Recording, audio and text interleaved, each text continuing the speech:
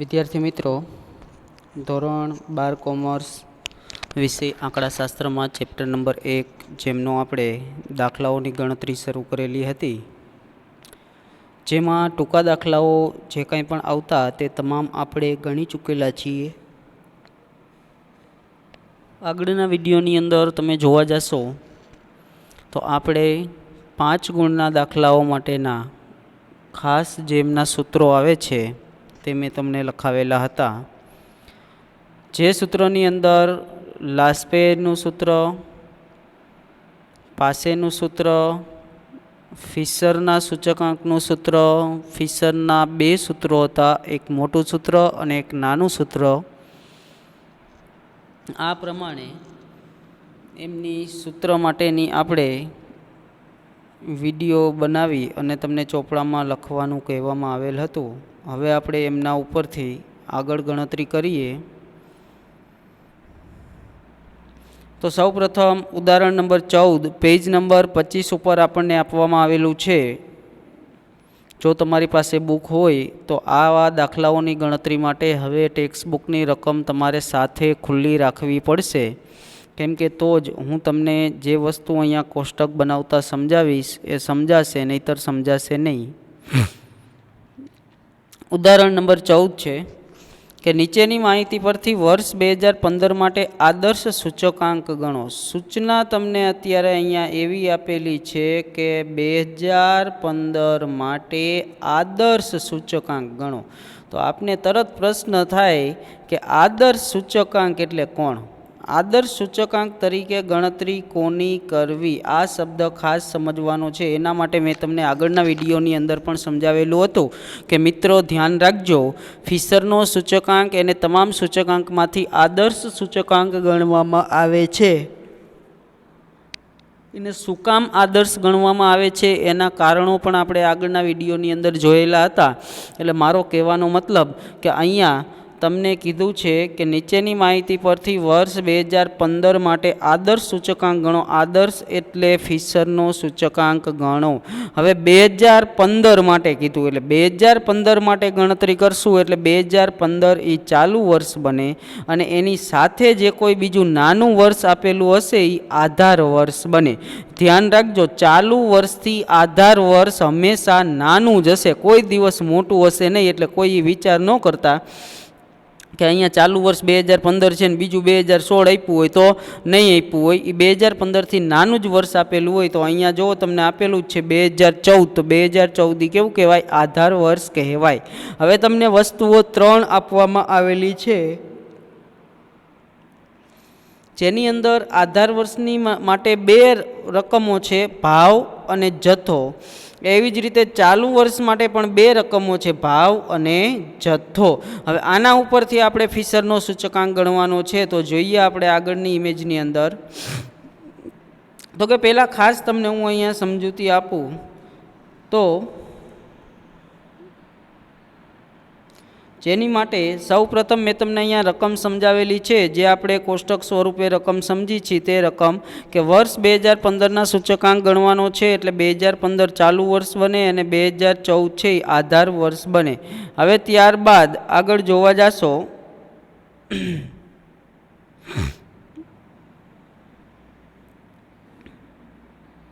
આગળ આપણે એની અંદર જોવા જાશું તો તમને સમજૂતી આપીએ કે 2014 એની અંદર ભાવ અને જથ્થો છે, 2015 એની અંદર પણ જોવા જાશો એટલે ભાવ અને જથ્થો છે. તો હવે આપણે એમની અંદરથી આગળ ગણતરી કરીએ. તો સૌ પ્રથમ 2014નો ભાવ, 2014 આધાર વર્ષ છે એટલે આધાર વર્ષનો ભાવ કહેવાય, જે બને P0. એટલે 2014ની નીચે ભાવના કોલમને તમારે P0 તરીકે લખવાનું થાય. ત્યારબાદ આપણે આગળ જોવા જઈએ. અહીંયા નીચે પણ તે રકમ આપણને આપવામાં આવેલી છે જ, સમજીએ એને પણ સાથે લેતા જઈએ.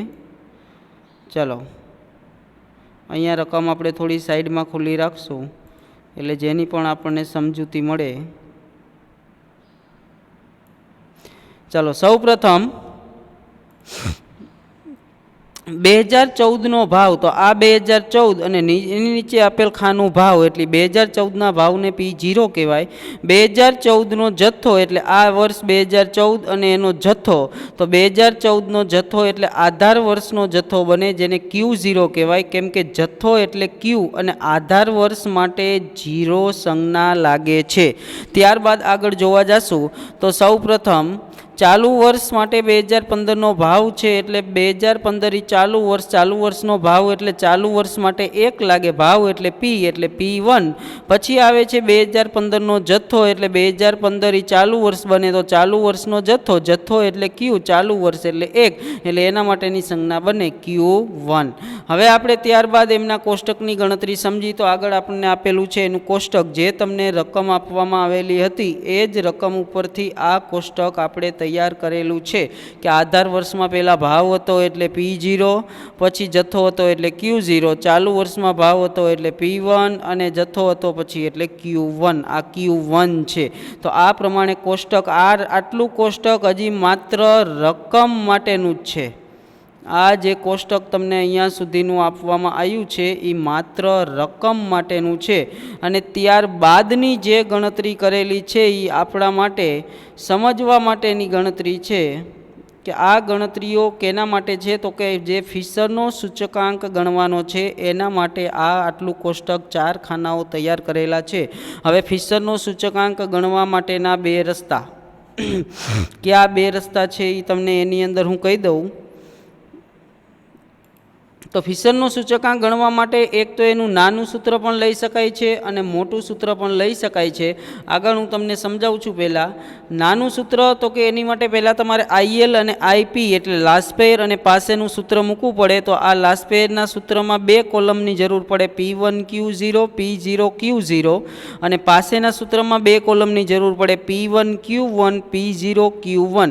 જો આ ટૂંકું સૂત્ર ન મૂકવું હોય અને ડાયરેક્ટ મોટું સૂત્ર જ મૂકવું હોય તો એ કોલમ તો એ જ 4 જોશે, P1Q0 P0Q0 અને બીજું P1Q1 છેદમાં P0Q1. પહેલાં આ 4 કોલમો તમારે તૈયાર કરવા પડે. ત્યારબાદ આપણે કોઈ પણ રીતે કે પહેલાં 2 લાસ્ટ પેર પાસે શોધીને પછી ફિશર શોધો અથવા ડાયરેક્ટ ફિશર શોધો, એ તમે ગણતરી કરી શકો. તો આપણે પહેલાં એની માટેના અહીંયા 4 કોલમ બનાવેલા છે, P1Q0 P0Q0. આ લાસ્ટ પેરના સૂત્રના 2 પદ છે, અને ફિશર માટે જોવા જાઓ તો ગુણાકાર પહેલાંના 2 પદ, ત્યારબાદ પછી P1Q1 અને P0Q1 એટલે આ પદ છે એ પાસે માટેના છે, અને ફિશર માટે જોવા જાઓ તો ગુણાકાર પછીના જે અંશ છેદમાં પદ આપેલા છે એ પદ વર્ગમૂળની અંદરના પદ આપેલા છે. હવે આપણે એમની રકમો લઈ તો આધાર વર્ષના ભાવની રકમ જે હતી P0ની નીચે લખી, જથ્થાની હતી Q0ની નીચે, 2015 એટલે ચાલુ વર્ષના ભાવની રકમ P1ની નીચે અને ચાલુ વર્ષના જથ્થાની રકમ Q1ની નીચે લખેલી છે. હવે આમનો દાખલો ગણવાની શરૂઆત થાય તો કોલમ છે P1Q0 એટલે આનો મતલબ P1ની રકમ, અહીંયા ટીકમાં કરતો જાઉં છું, P1ની રકમ એને ગુણ્યા Q0, તો એની આગળનું કોલમ છે Q0. આ 2 રકમોના ગુણાકાર, તો એનો જે જવાબ આવે એના સામે મૂકતો જવાનો. જો કરી 10 ગુણ્યા 20 એટલે એનો ગુણાકારનો જવાબ આવશે 200. ત્યારબાદ જોવા જશું તો 9 ગુણ્યા 24 એટલે એનો જવાબ આવશે 216, અને ત્યારબાદ જોવા જશું એટલે 16 ગુણ્યા 40 એટલે એના માટેનો જવાબ આવશે 640.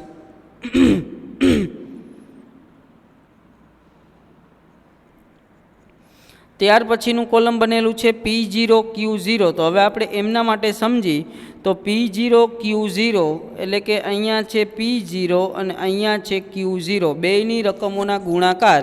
તો બેયના ગુણાકાર કરતા જાઓ, 16 ગુણ્યા 10 એટલે જવાબ આવે 160. ત્યાર પછી 20 ગુણ્યા 9 એટલે જવાબ આવે 180. ત્યારબાદ આપણે જોવા જશું તો આગળ ગુણાકાર કરેલો છે 32 ગુણ્યા 16 એટલે જવાબ આવશે 512. તો આ કોલમ બન્યું P0Q0 માટેનું. હવે ત્યારબાદનું કોલમ આવે છે P1Q1.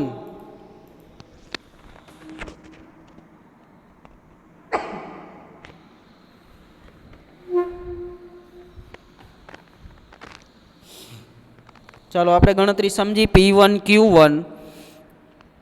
તો P1Q1 માટે જો જોવા જઈએ તો બે કોલમોનો ગુણાકાર થાય, એક P1 અને એની બાજુનું Q1, બેયનો ગુણાકાર એટલે 20 ગુણ્યા 11, જેનો જવાબ આવશે 220, જે સામે કોલમની અંદર મુકાય. ત્યાર પછી આવશે 24 ગુણ્યા 9, એનો ગુણાકાર આવશે 216. પછી આવશે 40 ગુણ્યા 17, એટલે એનો ગુણાકાર આવશે 680. અને ત્યારબાદ હવે આપણે કોલમ બનાવવા જઈશું. તો ત્યારબાદ છેલ્લું કોલમ બનાવવાનું થાય P0Q1. તો હવે કરી એના માટે એની ગણતરી અહીંયા આપેલું છે P0Q1. તો હવે કરતા જાય એના માટે બેયનો ગુણાકાર. પહેલાં અહીંયા છે P0 અને છેલ્લે છે Q1, એટલે બે છેલ્લી રકમોનો ગુણાકાર એટલે 16 ગુણ્યા 11 એટલે 176. ત્યારબાદ જોવા જશો તો 20 ગુણ્યા 9 એટલે 180 અને 32 ગુણ્યા 17 એટલે 544. ચાલો આ બેયનું કોલમ P0Q1. હવે તમે એમના સરવાળા કરી નાખો એટલે આગળ બધા હેડિંગની સિગ્મા લાગી જાય. આ બધાની સિગ્મા 1056, 852, 1116 અને 900. હવે આના ઉપરથી આપણે દાખલો ગણવાનો થાય. તો દાખલો છે તમે બે રીતે ગણી શકો છો. બે રીત મેં તમને અહીંયા સામે રજૂ કરેલી છે. બે રીત તમને સમજાવી દઉં છું. સૌ પ્રથમ પહેલાં અત્યારે આપણે સમજશું લાસ્ટ પેયર પાસેની ગણતરી કરી, ફિશરનું ટૂંકું સૂત્ર મૂકી. તો લાસ્ટ પેયર માટેનું સૂચક આંક અને એનું સૂત્ર IL બરાબર સિગ્મા P1Q0 છેદમાં સિગ્મા P0Q0 ગુણ્યા 100. હવે તમે એની રકમ જોવા જશો તો બાજુના કોષ્ટકની અંદર આપણે જોવા જશું તો બાજુના કોષ્ટકમાં P1Q0 છે 1056, P0Q0 852. મેં એની જગ્યાએ મૂક્યા છે 1056 છેદમાં 852 ગુણ્યા 100. લાસ્ટ પેયરનો જવાબ આવ્યો 132.94. ચાલો ત્યારબાદ હવે આપણે આગળ જોવા જશું. તો આ એનું અર્થઘટન લખેલું છે કે 2014ની સાપેક્ષમાં એટલે 2014ની આધારે વર્ષ 2015માં સૂચકાંકમાં 23.94% વધારો થયો છે. લાસ્ટ પેયર મુજબ જોવા જાઓ તો 100 સાથે સરખાવો એટલે 23.94%નો વધારો કહેવાય. હવે આપણે ગણતરી કરશું પાસેના સૂત્ર માટેની. તો પાસેનું સૂત્ર એવું થાય કે IP બરાબર સિગ્મા P1Q1 છેદમાં સિગ્મા P0Q1 ગુણ્યા 100. હવે એને તમે કોષ્ટકમાં જોવા જાઓ તો P1Q1 અને P0Q1 આપણે ગણેલા હતા. P1Q1 1116, P0Q1 900. તો એની જગ્યાએ મૂકો એટલે 1116 છેદમાં 900 ગુણ્યા 100 એટલે જવાબ આવશે પૂરેપૂરો 124. તો એનું પણ અર્થઘટન તમે લખી શકો કે આધાર વર્ષ કરતાં ચાલુ વર્ષના સૂચકાંકમાં 24%નો વધારો થયેલો છે. ચાલો મિત્રો હવે આગળ આપણે જોવા જઈએ આની અંદર તો કે હવે ફિશરનો સૂચકાંક છે એ આપણે ગણવાનો હતો. તો હવે એની માટેનું જે મેઇન સૂત્ર છે એ અહીંયા અત્યારે આપણે મૂકી. તો ફિશરના સૂચકાંકનું ટૂંકું સૂત્ર એવું આવે છે ફિશરનો સૂચકાંક IF બરાબર વર્ગમૂળમાં IL ગુણ્યા IP. એટલે ILનો જવાબ હતો 123.94 અને IP એટલે પાસેનો જવાબ હતો 124. બેયનો ગુણાકાર અને પછી એનું વર્ગમૂળ કાઢો એટલે ફિશરનો સૂચકાંક મળે 123.97. આ એક રીત છે.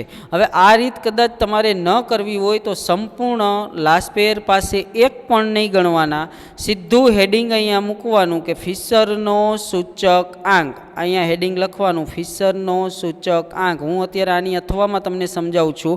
તો જેનું મોટું સૂત્ર લઈ લેવાનું IF બરાબર વર્ગમૂળમાં સિગ્મા P1Q0 છેદમાં સિગ્મા P0Q0 ગુણ્યા સિગ્મા P1Q1 છેદમાં સિગ્મા P0Q1 ગુણ્યા 100.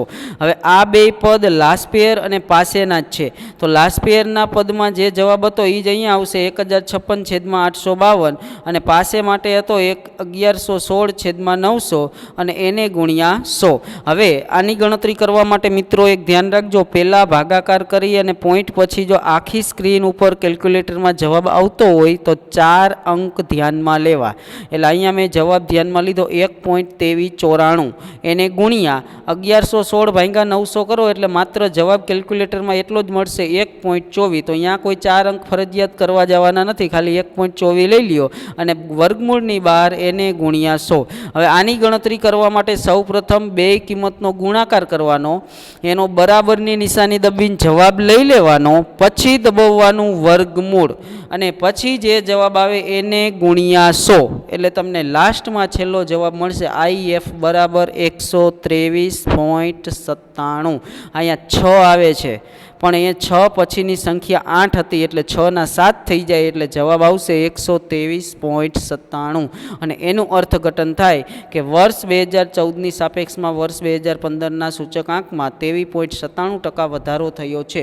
હવે મિત્રો મારે તમને સમજાવવાનું ખાસ એ હતું કે તમે અહીંયા દાખલો ટૂંકું સૂત્ર લઈને ગણો કે મોટું સૂત્ર લઈને ગણો, જવાબમાં કોઈ જ ફેર પડશે નહીં.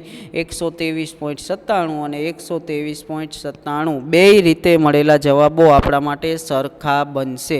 તો આ પ્રમાણે લાસપેર અને પાસેની રીત માટેની ગણતરી દ્વારા આપણે દાખલો છે એ ગણી શકીએ છીએ. લખવામાં થોડું ખાસ કાળજી રાખજો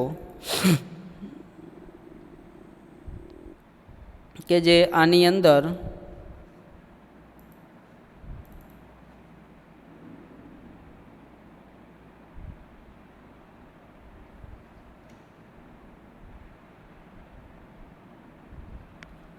ચાલો જેમાં ફરીથી તમને સમજાવી દઉં છું કઈ રીતે આપણે લખાણ કરવું. તો જેની માટે સૌ પ્રથમ રકમ તમારે ક્યાંય લખવાની નથી, રકમ માત્ર સમજવા માટેની હતી. ત્યાર પછીના જે બંને પેજ આવેલા છે એ મેં માત્ર તમને સમજૂતી માટે કરાવેલા છે. જો કદાચ લખવું હોય તો આ એક પેજને લખજો, બાકી ક્યાંય તમારે લખવા માટેની જરૂર નથી. તો માત્ર એક પેજને ખાલી લખજો. અત્યારે એ પહેલો દાખલો છે એટલા માટે.